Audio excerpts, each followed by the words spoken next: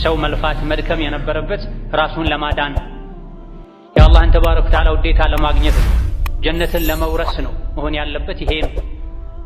ከመሆኑም ጋር ግን ብዙ ሰዎች የሚለፉት የሚደክሙት ዱንያቸውን ለማስተካከል ነው። አኺራቸውን ብዙዎቹ ዘንግተዋል። ለአኺራ የሚሰሩትም ጥቂት አላህ የመረጣቸው ያደላቸው ካልሆኑ በስተቀር በቸልተኝነት በግዴለሽነት የተመሰረተ በትርፍ ሰዓትም ከተመቻቸው ደስ ካላቸው ነው።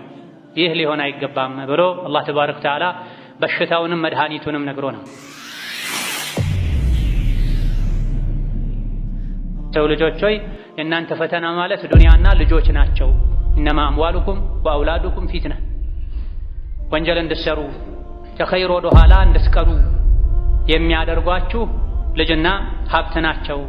ልጆቼ እንዳይራቡ ብሎ ሐራም ከስብ ውስጥ ሐራም ስራ ውስጥ የሚገባ ሰዋል። ዝናን ሀብትን ፈልጎ ህሊናው እንኳ ማይፈቅደውን ከሸሪዓ በፊት አቅል ያላቸው ሰዎች ዘንድ የሚያስወቅሰውን ሁሉ ለመስራት ይሞክራል። የሰው ልጅ ሀብትን ዝናን ፈልጎ ከሰው በታች አልሆንም ብሎ ለዱንያ። ለዚህ ነው ዱንያ ልጆች ፈተና ናቸው ያለ። የፈተናው መውጫሳ ምንድነው? ፈተቁላህ መስተጣዕቱም፣ የቻላችሁትን ያክል አላህን ፍሩ። ኢላይ መጠንከር ማለት በምኞት ብቻ መሆን የለበትም፣ በልብስ ብቻ መሆን የለበትም፣ በአንዳንድ በተመረጡ ገጽታዎች ብቻ መሆን የለበትም፣ በዚህም ጭምር መሆን አለበት። ቀደም ብሎ ተዘጋጅቶ አዳን ሲባል መስጂድ በመገኘት ሙሐመድ ኢብኑ ሰማዓ የሚባሉ ሌላ ከቀደምቶች መሃል አንዱ የሆኑ የአላህ ባሪያም 40 ዓመት ሙሉ ተክቢረተል ኢሕራም ሳያልፈኝ ቆይቻለሁኝ፣ አንድ ቀን ብቻ ነው ሶላተል ጀማዓ ያመለጠኝ አሉ። ያውም እናቴ የሞተችበት ቀን ሆኖ ነው። ለ40 ዓመት ሙሉ ተክቢረተል ኢሕራም አልፎኝ አያውቅም፣ አንድ ቀን ግን አለፈኝ፣ እሱም እናቴ ሞታ ነው አሉ። ይሄን ለመካስ ያን ሶላት 25 ጊዜ ደጋግሜ የሰገድኩትና ተኛሁኝ አሉ። ከተኛው በኋላ በህልሜ ድምፅ ሰማሁኝ፣ 25 ጊዜ መስገዱንስ ሰግደሃል። ምክንያቱም ሶላተል ጀማዓ በ25 እንደሚባዛ ተነግሯል። አንድ ሰው ለብቻው ሲሰግድ አንድ አጅር ነው የሚያገኘው። በጀማዓ ከሰገደ ከ25 ከ27 ያገኛል። በጀማዓ ያለፈኝን ለብቻዬ 27 ጊዜ 25 ጊዜ ሰግጄ አካክሳለሁ ብለው ሰገዱና ተኙ። ከተኛው በኋላ በህልሜ ድምፅ ሰማኋል። ምን የሚል? 25 ጊዜ መስገዱንስ ሰግደሃል፣ ነገር ግን በጀማዓ ሲሰገድ በጋራ አሚን ሲባል መላኢካ አብሮ አሚን ይላል ተብሏል። የሱ አሚን ከመላኢካ አሚን ጋር የገጠመለት ሰው ወንጀሉ ይራገፋል ተብሏል። የመላኢካውን አሚንስ በምን ትተካዋለህ የሚል ድምፅ ሰማሁኝ አሉ። ጀማዓ ያመለጠው ሰው 5 ጊዜ 25 ጊዜ ስገድ ተብሎ አልታዘዘም በመሰረቱ። ነገር ግን ካላቸው ጉጉት አንፃር አደረጉት። ያንም ለፍተው ግን ውስጣቸው ከነበረው ጭንቀት አንፃር የሰሙት ድምፅ 25 ጊዜ ሰግደህ የካስክ መስሎሃል፣ ግን በጀማዓ አሚን ሲባል መላኢኮች አብረው አሚን ሲሉ አንተም አብረህ አሚን ብለህ የወንጀል መራገፉን ግን ከዛ በላይ እንኳን ደጋግመህ ብትሰግድ አታገኘውም የሚል ድምፅ ሰማሁኝ ብለዋል። ኢነል ሐምደሊላህ ነሕመዱሁ ወነስተዒኑሁ ወነስተግፊሩህ ወነዑዙ ቢላሂ ሚን ሹሩሪ አንፉሲና ወሚን ሰይኢአቲ አዕማሊና መን የህዲሂላሁ ፈላ ሙዲለ ለህ ومن يضلل فلا هادي له وأشهد أن لا إله إلا الله وحده لا شريك له وأشهد أن محمدا عبده ورسوله يا أيها الذين آمنوا اتقوا الله حق تقاته ولا تموتن إلا وأنتم مسلمون يا أيها الناس اتقوا ربكم الذي خلقكم من نفس واحدة وخلق منها زوجها وبث منهما رجالا كثيرا ونساء واتقوا الله الذي تساءلون به والأرحام إن الله كان عليكم رقيبا يا أيها الذين آمنوا اتقوا الله وقولوا قولا سديدا يصلح لكم أعمالكم ويغفر لكم ذنوبكم ومن يطع الله ورسوله فقد فاز فوزا عظيما أما بعد فإن أصدق الحديث كتاب الله وخير الهدي هدي محمد صلى الله عليه وعلى آله وأصحابه وسلم تسليما كثيرا وشر الأمور محدثاتها فإن كل محدثة بدعة وكل بدعة ضلالة وأوصيكم ونفسي بتقوى الله يا عباد الله فاتقوا الله تعالى حق التقوى يا الله ባሮች ሆይ አላህ ያዛችሁን በመታዘዝ የከለከላችሁን በመከልከል ሁሌም በሁሉም ጉዳይ ላይ በሁሉም ቦታ ላይ ጌታ አላህን በመፍራት ለአኺራችሁ ስንቅ ያዙ። አላህ ተባረከ ወተዓላ ብዙ ያዘዘን ነገሮች አሉ፣ የከለከለን ክልከላዎች አሉ። በህይወት እስካለን ድረስ የተከለከልነውን ሁሉ ልንከለከል፣ የታዘዝነውን ሁሉ አቅማችን በፈቀደው ያክል ልንተገብር ይገባናል። አላህ ተባረከ ወተዓላ ከነቢያቶቹ መካከል አንዱ የሆኑትን ያሕያን ሲመክራቸው ያ ያሕያ ኹዚል ኪታበ ቢቁወህ ብሏቸዋል። አንተ ያሕያ ሆይ መጽሐፉን ውስጡ ላይ ያለውን መመሪያ አጥብቀህ ያዝ፣ አጠንክረህ ያዝ፣ በጥብቅ ያዝ ብሏቸዋል። እንደ አጠቃላይ በኒ እስራኤሎችን ነቢያት የተላኩላቸው ሰዎችን በዛው ደግሞ ቁርአን ላይ በመካተቱ እኛንም ጭምር ሲመክር አላህ ምን ብሏል? ኹዙ ማ አተይናኩም ቢቁወቲን ወዝኩሩ ማ ፊህ ለዐለኩም ተተቁን ብላ የሰጠናችሁን መመሪያ አጥብቃችሁ በጥንካሬ በሚገባ ያዙ፣ ውስጡ ላይ ያለውን መመሪያ አስታውሱ፣ አትርሱት፣ አትዘንጉት። ይሄን ያደረጋችሁ እንደሆነ መዳን ይከጀልላችኋል ብላ ከአላህ ቁጣና ቅጣት መዳን የሚፈልግ ሰው አላህ ተባረከ ወተዓላ ያዘዘውን አጥብቆ መያዝ አለበት። ዘውትር ማስታወስ አለበት፣ መዘንጋት የለበትም። ብዙ ኃላፊነቶች፣ ቃል ኪዳኖች አሉብን። ለአላህ ተባረከ ወተዓላ የገባነው ቃል ኪዳን በቀን 5 ጊዜ ቢያንስ ሶላት ስንሰግድ ኢያከ ነዕቡዱ ወኢያከ ነስተዒን እያለን ነው። ይሄ የቃል ኪዳኖች ሁሉ ዋና ነው።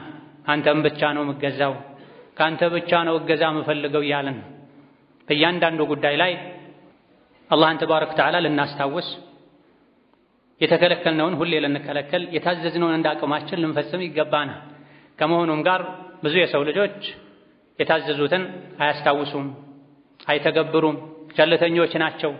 ፈለውላ ፈድሉላሂ ዐለይኩም ወረሕመቱሁ ለኩንቱም ሚነል ኻሲሪን።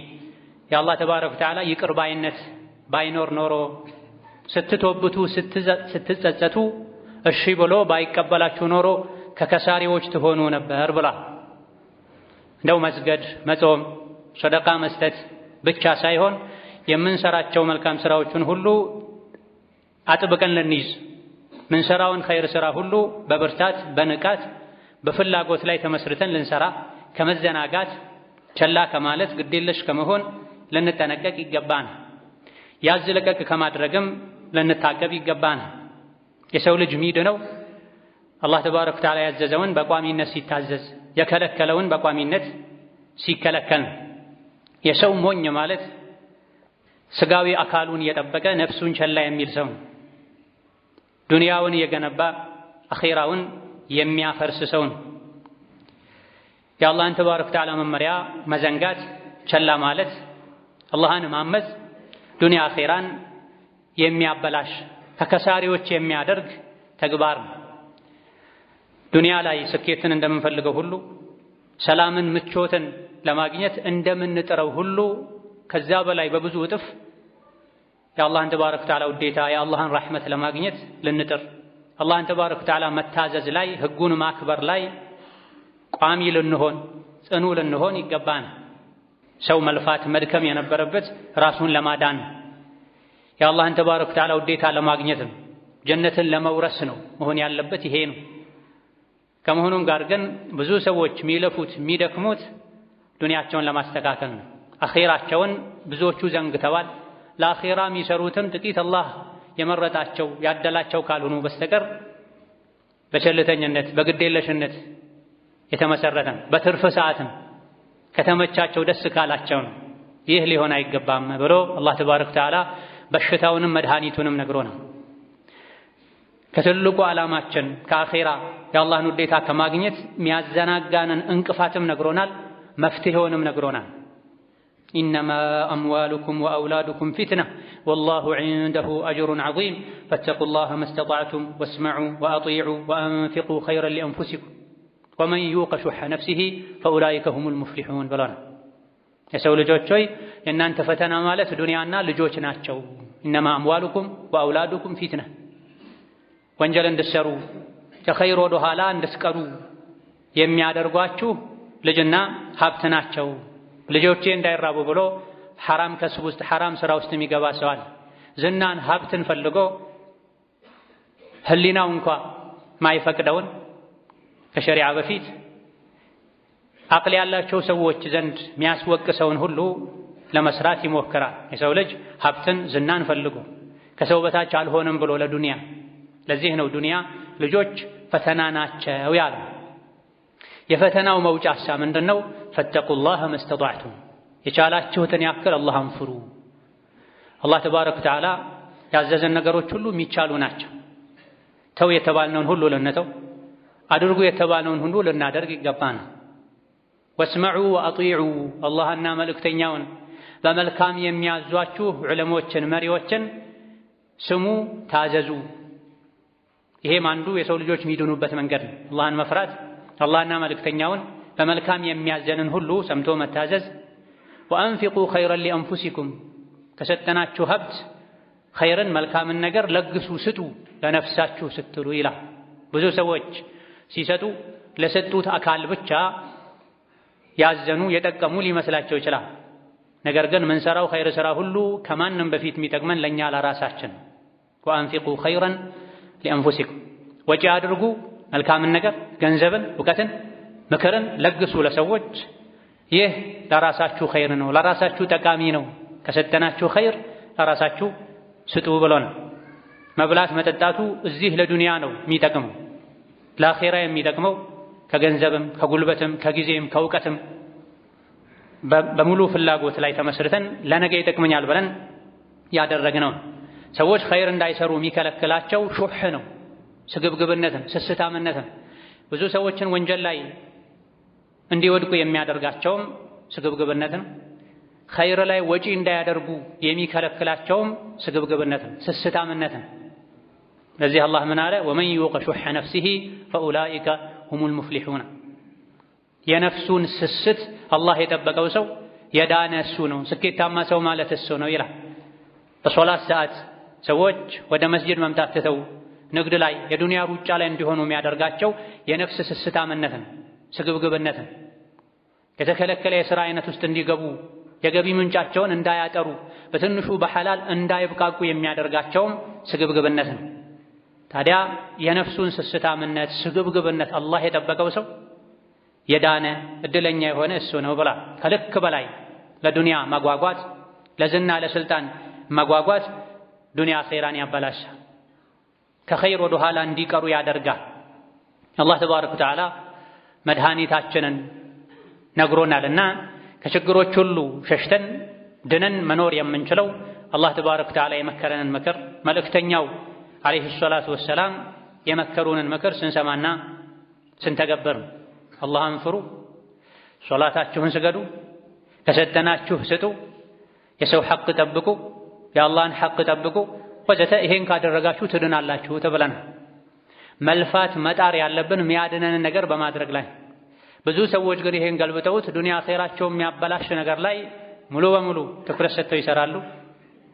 የሚድኑበትን ግን የዲን ጉዳይ የአኼራ ጉዳይ ቸላ ብለው ትርፍ ሰዓት ካገኙ ከተመቻቸው ደስ ካላቸውና ከቀለላቸው ብቻ ያደርጉታል። አላህ ተባረከ ወተዓላ ምንድንበትን መንገድ ከነገረን ከዛ መንገድ ውጭ ሌላ ሚያድን የለም ማለት ነው። አላህ ለኛ ከራሳችን በላይ የሚበጀንን ያውቃል። ነቢዩ ዓለይሂ ሰላቱ ወሰላም ከወላጆቻችን በላይ ከነፍሳችንም በላይ ለኛ አዛኝ ናቸው፣ ተቆርቋሪ ናቸው። አነቢዩ አውላ ቢልሙእሚኒና ሚን አንፉሲሂም። ነቢዩ ዓለይሂ ሰላቱ ወሰላም ለሙእሚኖች ከነፍሳቸውም በላይ ናቸው። ለነፍሳችን ለዲን ለዱንያችን ይበጃል ብለን እኛ ብዙ ነገር ልናደርግ እንችላለን። ከዛ በላይ ግን ነቢዩ ዓለይሂ ሰላቱ ወሰላም ለኛ ይጨነቃሉ። አላህ ተባረከ ወተዓላ ለኛ ያዝናል። ሸይጣን መሀል ላይ ገብቶ ከአላህ ሊያጣላን ከአባታችን ከመሪያችን ከነቢዩ ዓለይሂ ሰላቱ ወሰላም መንገድ ሊያርቀን አይገባም። ነፍስ በመጥፎ ታዛለች፣ ወደ ሸር ትጣራለች፣ ቀን ከሌሊት ያለ ረፍት ትጎተጉታለች። በመጥፎ የምታዘውን የነፍሱን ጥሪ የሰማ ይከስራል፣ ይዋረዳል። መጨረሻም ይዘው የሚጨብጠውን ያጣል። የነፍሱን ጥሪ በመጥፎ የምታዝ ነፍስን ጉትጎታ አይ ብሎ የአላህን የመልእክተኛውን ጥሪ የሰማ ለተወሰነ ጊዜ ከነፍስያው ጋር ቢታገልም ውጣ ውረድ ቢገጥመውም ከጊዜ በኋላ ግን ዱንያ ላይም ተረጋግቶ መኖር ይችላል፣ አኺራ ላይም መዳን ይችላል፣ ደስተኛ ይሆናል። ይሄን ነው አላህ ተባረከ ወተዓላ ወመን ዩቀ ሹሐ ነፍሲሂ ፈኡላኢከ ሁሙል ሙፍሊሑን ያለው። የነፍሱን ስስት ነፍስ በብዙ መጥፎ ነገር ታዛለች። አንዱ ማሳያ ነው ይሄ። ነፍሱ ኸይር እንዳይሰራ ትከለክለዋለች። ወንጀልን መጥፎን ነገር ከተወ እንደሚጎዳ ልታሳየው ትችላለች። ሌሎችንም ከዲን ያፈነገጠ መጥፎ ሐሳብ ነፍስያው ስታመጣ አይ ያለ ሰው ዳነ ብሏል። ትልቁ መዳን ስኬት ከጀሃነም ተርፎ ድኖ ጀነት መግባት ነው። ትልቁ ውርደትና ኪሳራ ራስን ጀሃነም ላይ ማግኘት ነው። ነዑዙ ቢላሂ ሚን ዛሊክ። ይህ እንዳይሆን ነፍስን መኻለፍ ያስፈልጋል። አላህን ተባረከ ወተዓላ መልእክተኛውን መስማት መታዘዝ ያስፈልጋል። ወስመዑ ወአጢዑ። ታዲያ ይሄ መስማቱ መታዘዙ ኸይር ሥራ መስራቱ የወረት ጊዜያዊ መሆን የለበትም። በቋሚነት ሁሌም ያሕያ ሆይ መጽሐፉን በጥብቅ ያዝ፣ አጥብቀህ ያዝ፣ አጠንክረህ ያዝ ብላ ነቢ ዓለይሂ ሰላቱ ወሰላም አምኛለሁ በል ከዛም ቀጥ በል ጽና ብለዋል ዓለይሂ ሰላቱ ወሰላም። አላህ በተከበረው ቃሉ ፈስተቂሙ ኢለይህ ብሏል። ቀጥ በሉ መንገዱ ላይ ብሎ ነው። ቀጥ በማለት በመጽናት የሚገኙ ዱንያዊ አኼራዊ ጥቅሞችንም አላህ ነግሮናል። ኢነ ለዚነ ቃሉ ረቡና አላሁ ሱመ እስተቃሙ ፈላ ኸውፉን ዐለይሂም ወላ ሁም የሕዘኑን ኡላኢከ አስሓቡል ጀነቲ ኻሊዲነ ፊሃ ጀዛአን ቢማ ካኑ ያዕመሉን። እነዚያ ያመኑ በአላህ በመልእክተኛው በቁርአን በአኼራ በአርካነል ኢማን በአርካነል ኢስላም ያመኑ ሱመ እስተቃሙ ያመኑበት ነገር ላይም ቀጥ ያሉ የጸኑ እነዚህ ስጋት፣ ፍርሃት፣ ጭንቀት፣ ሐዘን የሚባል የለባቸውም ብሏል። ትልቁ ጭንቀት የጀሃነም ጭንቀት፣ ትልቁ ሐዘን ጀሃነም ውስጥ ያሉ ሰዎች ላይ የሚፈራረቅ የሚደራረብ ሐዘን። ከዱንያ ሲወጡ ጣረሞት ላይ አያዝኑም፣ አይተክዙም። ትተዋቸው ለሄዱ ቤተሰቦቻቸውም አያዝኑም፣ ይረጋጋሉ። አላህ ያረጋጋቸዋል። ወደፊት ስለሚገጥማቸው ነገርም አይጨነቁም፣ አይፈሩም። መላኢኮች ያረጋጓቸዋል። ወደ ጀነት ነው የምትሄዱት። ነሕኑ አውሊያኡኩም ፊል ሐያቲ ዱንያ ወፊል አኺራ። ዱንያም አኼራም ላይ እኛ የእናንተ ወዳጅ ነን፣ ደጋፊ ነን፣ ረዳት ነን ይሏቸዋል። እነዚህ ናቸው የጀነት ሰዎች ይሰሩት በነበረው መልካም ሥራ ምክንያት ብሏል። ጀነት ለመግባት እስከ ጀነት የሚገባበት ቀን ድረስ ዘላቂ የሆነ ኸይር ሥራ መስራት ይጠበቅብናል። ያዝ ለቀቅ ከማድረግ መራቅ፣ መጠንቀቅ፣ ከመዘናጋት ከመስነፍ መታቀብ ይኖርብናል። ዲንን እስከ መጨረሻው ጠበቅ አድርገን ስንይዝ ነው ምንድነው ሰላሕን ፈላሕን የምናገኘው። የዲን የዱንያ ጉዳያችን የሚሳካው በዚህ ነው። ይሄን አላህ ምሎ ነግሮናል በቁርአን። አብዛኛው ሙስሊም ሁሉም ማለት በሚቻልበት መልኩ በሚያሐፍዘው በሚሸመድደው ዘውትር በሚደጋገመው ሱረቱል ዐስር ላይ አላህ ምሎ ነግሮናል። ወልዐስሪ ኢነል ኢንሳነ ለፊ ኹስር ኢላ አለዚነ አመኑ ወዐሚሉ ሷሊሓት ወተዋሰው ቢልሐቅ ወተዋሰው ቢሰብር ብሏል። ሰው ሁሉ ከሳሪ ነው፣ ጠፊ ነው። የሰው ልጅን ውርደት ክስረት ይጠብቀዋል። ማን ሲቀር? እነዚያ ያመኑ ወዐሚሉ ሷሊሓት መልካም ሥራን በብዛት በቋሚነት የሚሰሩ ሲቀሩ፣ ወተዋሰው ቢልሐቅ በመልካም ነገር አደራ የሚባባሉ የሚመካከሩ ሲቀሩ፣ ወተዋሰው ቢሰብር ለማመንም መልካም ሥራ ለመስራትም ለመጽናትም ትዕግስት ያስፈልጋልና ሰብር ላይ ጸንተው ራሳቸው ሌሎችንም ሰብር አድርጉ ብለው የሚመክሩ ሲቀሩ ከዚህ ውጭ ያለው በሙሉ የሰው ልጅ ከሳሪ ነው። የውርደት ሁሉ ውርደት ጀሃነም መግባት፣ የኪሳራ ሁሉ ኪሳራ ጀነትን አጥቶ ጀሃነም መግባት ነው። ኢማንን መልካም ሥራን ትቶ የወንጀል ንግድ ላይ መሰማራት ነው። ሰው ሁሉ ከሳሪ ነው። በእንዲህ አይነት የኪሳራ አይነቶች ውስጥ ሊገኝ ይችላል፣ አይቀርም። አራት ነገሮችን ካሟላ ብቻ ነው ከዱንያ ከአኼራ ውርደት ክስረት ሊድን የሚችለው። ማመን፣ መልካም ሥራ መስራት፣ መመካከር፣ ሰዎችን ማስተማር፣ ከመጥፎ መከልከል፣ ራስ መከልከል፣ ሁሉም ነገር ላይ መሰበር መታገስ። እነዚህ እኔ ላይ አሉ የሉም ልንል ይገባናል። ሰብር ከሚያስፈልግባቸው ነገሮች አንዱ መልካም ሥራ። ሶላተል ጀማዓን በቋሚነት መስገድ ሰብር ያስፈልጓል። ሴት ልጅ ሒጃቧን አስተካክላ መልበስ ሰብር ያስፈልጓል። የቤተሰብን የጎረቤትን ሐቅ መጠበቅ ሰብር ያስፈልጋል። ንግድ ላይ ከማጭበርበር መታቀብ፣ በትንሹ በሐላል መብቃቃት ሰብር ያስፈልጋል። ኸይርን ሁሉ ለመስራት ሰብር ጽናት ያስፈልጋል። ከወንጀል ሁሉ ለመራቅ ሰብር ጽናት ያስፈልጋል። ሕይወት ላይ በሚገጥሙ ሙሲባዎችም ከአላህ ላለመጣላት ሰብር ያስፈልጋል፣ ትዕግስት ያስፈልጋል። ወተዋሰው ቢሰብር የሚለው ይህን ሁሉ ይይዛል። በሰብር በኢማን በመልካም ሥራ ላይ የጸና ይድናል። እነዚህ የሌሉት يكسرال يواردال. نعوذ بالله من ذلك. بارك الله لي ولكم في القرآن العظيم ونفعني وإياكم بما فيه من الآيات والذكر الحكيم. أقول قولي هذا وأستغفر الله لي ولكم ولسائر المسلمين من كل ذنب وخطيئة فاستغفروه إنه هو الغفور الرحيم والبر الكريم. الحمد لله على إحسانه والشكر له على توفيقه وامتنانه، وأشهد أن لا إله إلا الله وحده لا شريك له تعظيما لشانه، وأشهد أن محمدا عبده ورسوله الداعي إلى رضوانه صلى الله عليه وعلى آله وأصحابه وإخوانه وسلم تسليما كثيرا. أما بعد، يسولج دينون أتنكرو انديز أنا كم يأجزو نقروش مهال عنده صلاة دين لا يمزنات دينن أتنكرو تبقى درقو يمياز عنده مقالجام صلاة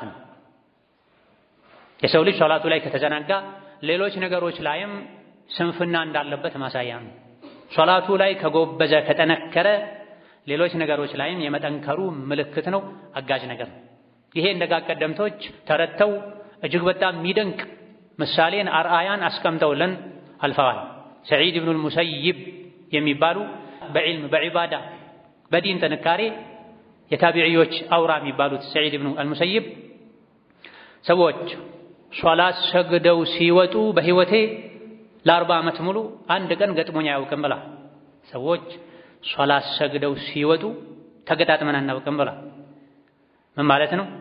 ሁሌም ከፊት ሆነው ቀድመው ገፍተው ሰግደው ሰው ሁሉ ጨርሶ ከወጣ በኋላ ነበር የሚወጡት፣ ወይም ከአብዛኛው ሰው ጋር አብረው ነበር እንጂ የሚወጡት።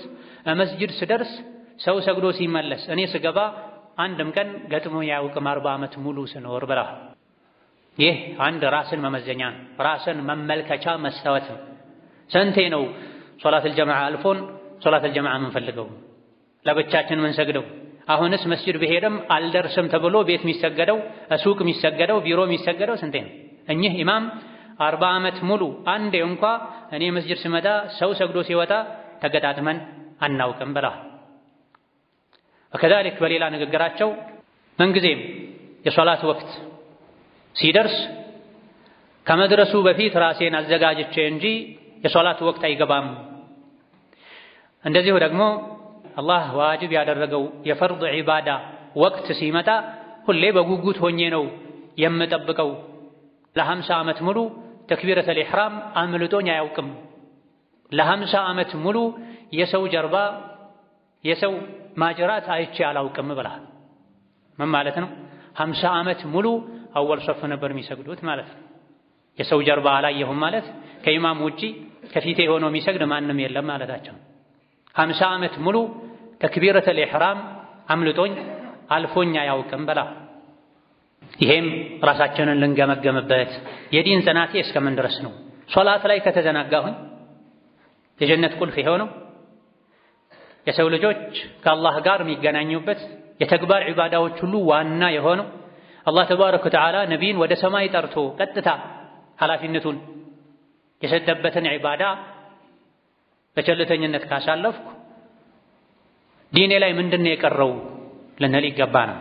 እነዚህ የአላህ ባሪዎች የአላህ ወልዮች የሚፈልጉትን ጀነት ነው እኛ የምንፈልገው። የእነሱን መንገድ ልንከተል ይገባናል።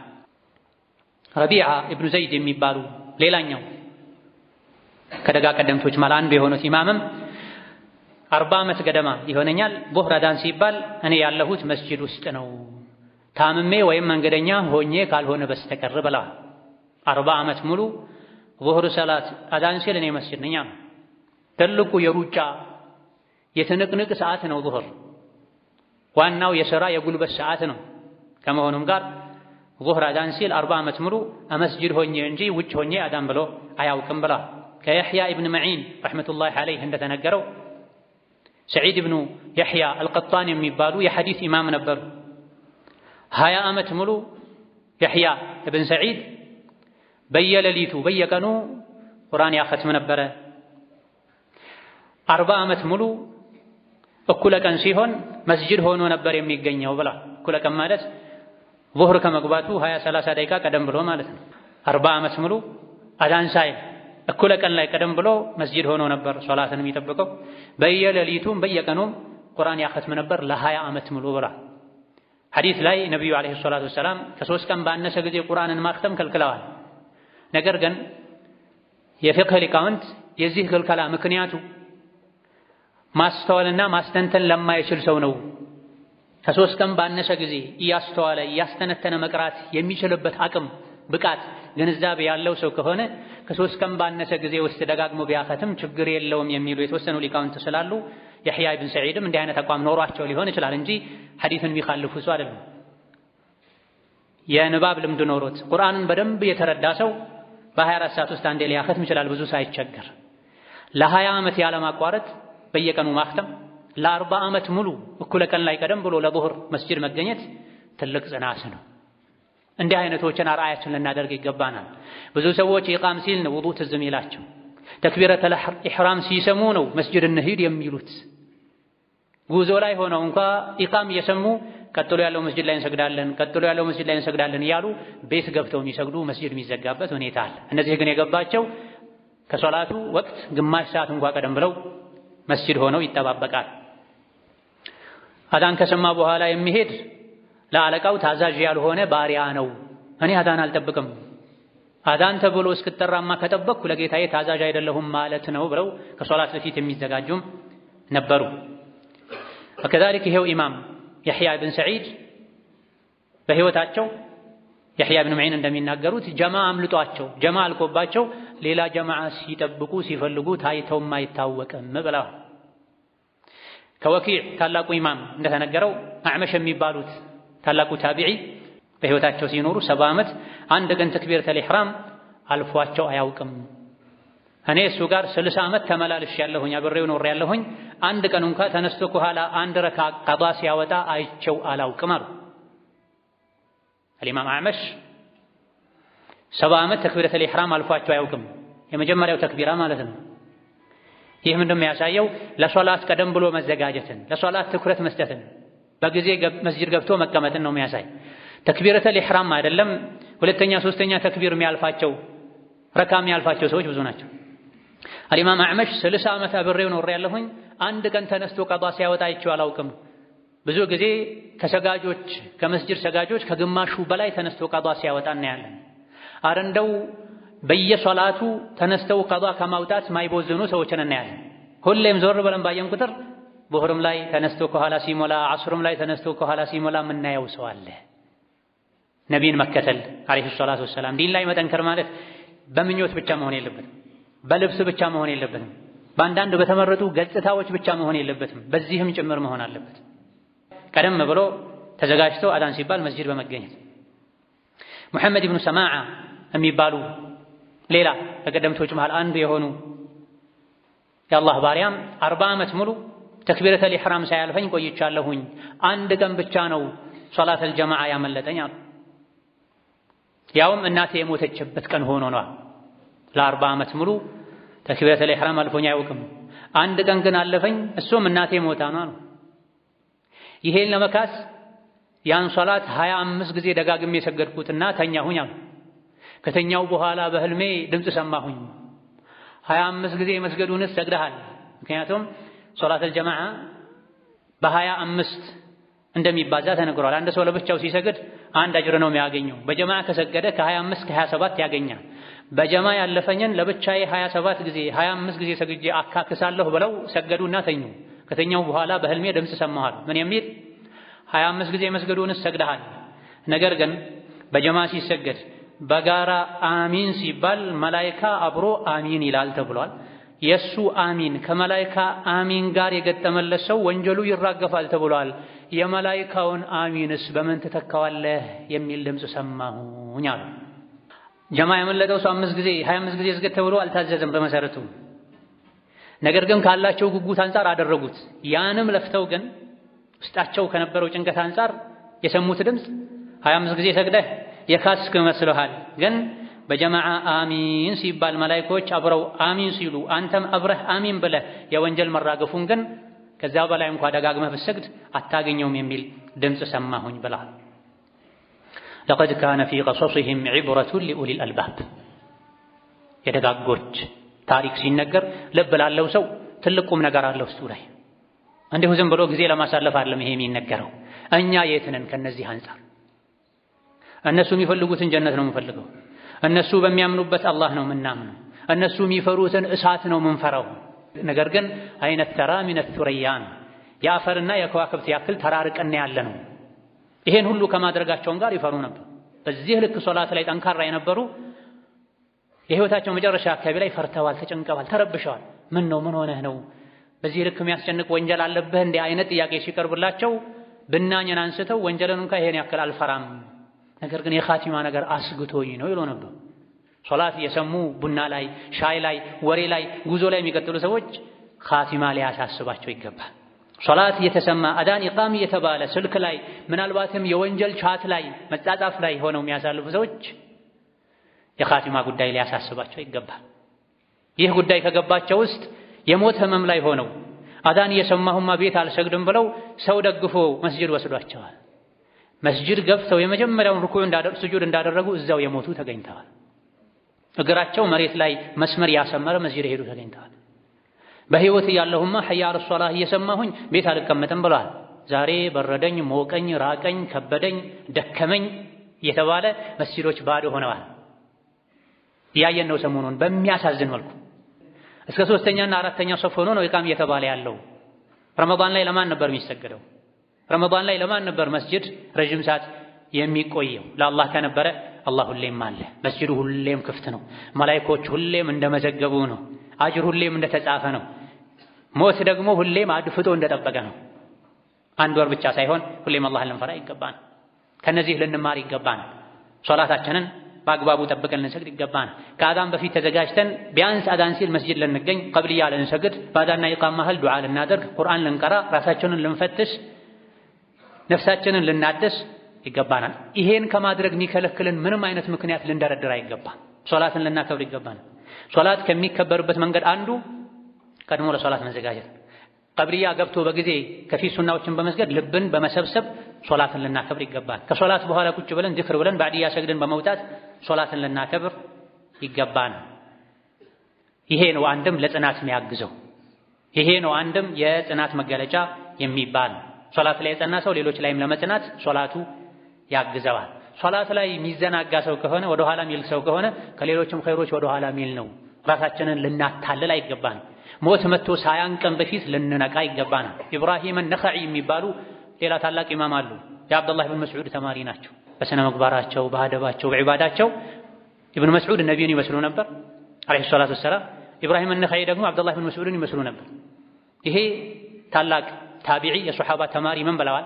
አንድ ሰው ተክቢረተል ኢሕራም ላይ ሲዘናጋ ካየኸው፣ ተክቢረተል ኢሕራም የመጀመሪያው ተክቢራ ላይ ሲዘናጋ ወደ ኋላ ሲል ቸላ ሲል ካየኸው ከሱ ተስፋ ቆርጠህ እጅህን ታጥበህ ራቀው ተብሏል። ዛሬ ላይ ስልክ ይዘው መስጂድ ግቢ ላይ ሆነው የሚሰግዱ ሰዎችን የሚበጠብጡ ሰዎች አሉ። ኢቃም ተብሎ ተክቢረተል ኢሕራም ተደርጎም ኋላ ቁጭ ብለው የጀመሩትን ወሬ የሚቀጥሉ ሰዎች አሉ። ኢቃም ተብሎም ቤት ቁጭ ብለው እንደርሳለን ብለው ሚዝናኑ በማላ ያኒ የሚያሳልፉ ሰዎች አሉ። አይደለም ሙሉ ሶላት ላይ ተክቢረተል ኢሕራም ላይ የሚሳነፍ ሰው ካገኘህ ከሱ ተስፋ ቁረጥ፣ እጅህን ታጠብ ብለዋል። አልቆለታል የሱ ጉዳይ ማለት ነው። አብቅቶለታል ማለት። ይሄ ስንታችንን ይመለከታል? ወደ ልባችን እንመለስ። ነገ ከዱንያ ስንወጣ እንዳንጸጸት የሚያደርገንን መንገድ ልንከተል ይገባናል። ثم صلوا وسلموا على البشير النذير والسراج المنير فقد أمركم ذلك ربكم قائلا إن الله وملائكته يصلون على النبي يا أيها الذين آمنوا صلوا عليه وسلموا تسليما اللهم صل وسلم وبارك على عبدك ورسولك نبينا محمد وعلى آله وأصحابه وأتباعه وسلم تسليما كثيرا اللهم أعز الإسلام والمسلمين وأذل الشرك والمشركين ودمر أعداءك أعداء الدين اللهم اجعل هذا البلد آمنا مطمئنا سخاء رخاء وسائر بلاد المسلمين اللهم آمنا في دورنا وأوطاننا ولا تسلط علينا بذنوبنا من لا يخافك فينا ولا يرحمنا اللهم وحي صفوف المسلمين واجمع كلمتهم على الحق يا قوي يا متين اللهم من أراد بالإسلام والمسلمين شرا فاشغله بنفسه واجعل تدبيره تدميرا عليه يا ذا القوة المتين اللهم انصر الإسلام والمسلمين في مشارق الأرض ومغاربها اللهم انصر إخواننا في فلسطين اللهم انصر إخواننا في فلسطين اللهم انصر إخواننا في فلسطين وكن لهم مؤيدا ونصيرا وظهيرا اللهم عليك بعدائهم اللهم عليك بعدائهم اللهم عليك باليهود الغاصبين فإنهم لا يعجزونك. اللهم خذهم أخذ عزيز مقتدر، اللهم خذهم أخذ عزيز مقتدر، اللهم خذهم أخذ عزيز مقتدر. اللهم أرنا فيهم عجائب قدرتك، اللهم أرنا فيهم عجائب قدرتك، اللهم أرنا فيهم عجائب قدرتك. ربنا اغفر لنا ولوالدينا ولمشايخنا ولجميع المسلمين. اللهم أعنا على ذكرك وشكرك وحسن عبادتك، اللهم أعنا على ذكرك وشكرك وحسن عبادتك. ربنا آتنا في الدنيا حسنة وفي الآخرة حسنة وقنا عذاب النار. آمين والحمد لله رب العالمين.